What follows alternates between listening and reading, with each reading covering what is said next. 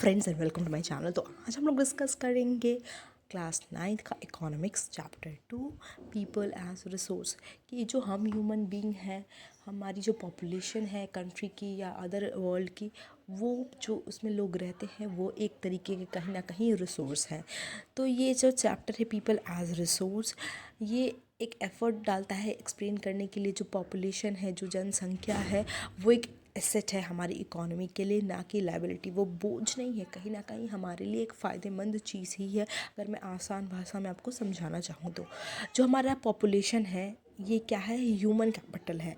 ये human capital बन जाता है कब, जब हम लोग इसमें इन्वेस्टमेंट करते हैं। किस तरीके से एजुकेट करके पैसा लगाते हैं हम अपने बच्चों में। क्यों? क्योंकि उन्हें एजुकेशन दे सके, उन्हें एक बेटर ह्यूमन कैपिटल बना सके, उन्हें कहीं ट्रेनिंग देते हैं, उनके ऊपर मेडिकल केयर में खर्चा करते हैं। और ये कह सकते हैं कि ह्यूमन कैपिटल क्या है, एक स्टॉक है जिसमें स्किल्स हैं, प्रोडक्टिव नॉलेज वगैरह है। पीपल एज अ रिसोर्स एक वे है जहाँ पे हम रेफ़र करते हैं एक कंट्री की वर्किंग पीपल को, जो कहीं ना कहीं कुछ उनके पास स्किल्स है जिससे वो काम कर रहे हैं, जॉब कर रहे हैं। किसी के पास कंप्यूटर की स्किल्स है, किसी के पास फार्म में वर्क करने की स्किल्स है, किसी के पास वेजिटेबल्स सेल करने की स्किल्स है। तो ये कहीं ना कहीं जो भी हम काम करते हैं अपनी डेली लाइफ में, अगर कुक करते हैं तो कुकिंग की स्किल है, तो हमारे पास कहीं ना कहीं स्किल एक ह्यूमन रिसोर्स में रहती है। कोई भी चीज़ है नॉन लिविंग थिंग, उसको और प्रोडक्टिव कौन बनाता है? हम ह्यूमन बींग्स ही उसे और प्रोडक्टिव बनाते हैं। लैपटॉप पड़ा है, वो नॉन लिविंग थिंग है, लेकिन उसके कैसे काम निकालना है, प्रोडक्टिव वर्क कैसे निकालना है, वो एक ह्यूमन बीइंग ही कर सकता है। Looking at the population from this productive aspect, its ability to contribute to the creation of GNP, gross national product. तो कहीं ना कहीं हम अपने कंट्रीब्यूट करते हैं ग्रॉस नेशनल प्रोडक्ट में।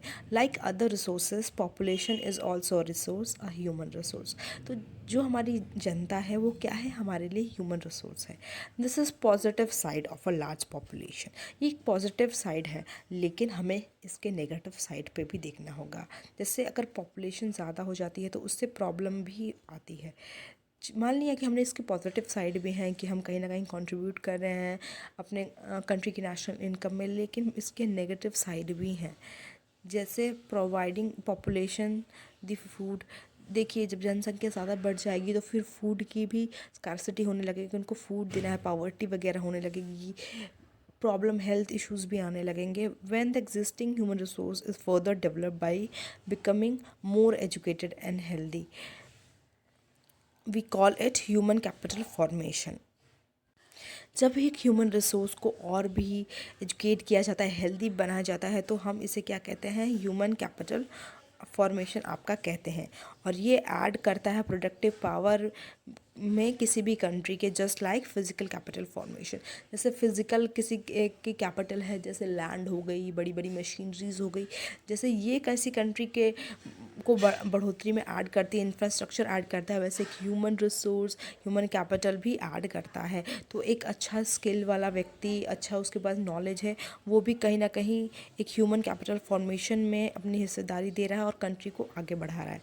और इन्वेस्टमेंट करना है ह्यूमन कैपिटल में एजुकेशन के थ्रू, उनको ट्रेनिंग देने के थ्रू, मेडिकल केयर के थ्रू, क्या करता है, एक आपको रिटर्न भी देता है। जैसे आप कहीं पैसा इन्वेस्ट लगाते हैं, उसको आपके बाद उसको ज़्यादा रिटर्न मिलता है, वैसे आप ह्यूमन कैपिटल में भी अगर पैसा लगाएंगे तो आपको ज़्यादा रिटर्न मिलेगा। इसलिए कहा जाता है कि आप एजुकेट कराइए, एजुकेट कराने में कितने भी लाख रुपए लग जाए, लेकिन जब वो बंदा अच्छा सक्सेसफुल बन जाएगा तो आपको डबल ट्रिपल वो रिटर्न देगा।